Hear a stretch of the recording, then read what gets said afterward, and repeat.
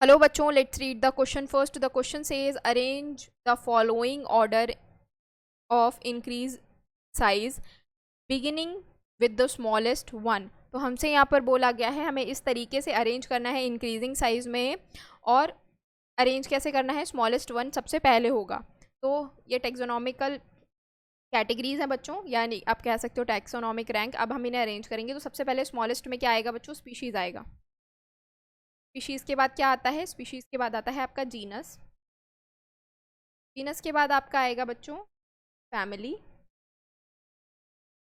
फिर आएगा ऑर्डर, फिर आएगा क्लास, फिर आएगा फाइलम या डिवीजन, फाइलम या डिवीजन, या फिर होगा उसके बाद होगा किंगडम.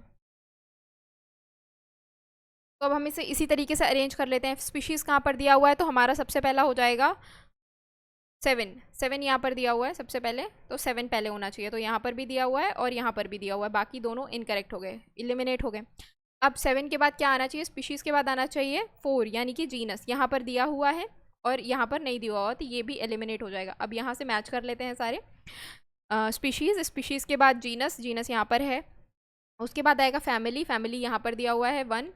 के बाद क्या आएगा, फैमिली के बाद ऑर्डर, ऑर्डर कहाँ दिया हुआ है, 5th नंबर पे दिया हुआ है, ये भी सही है. 6 पर क्या दिया हुआ है, क्लास, क्लास भी सही है.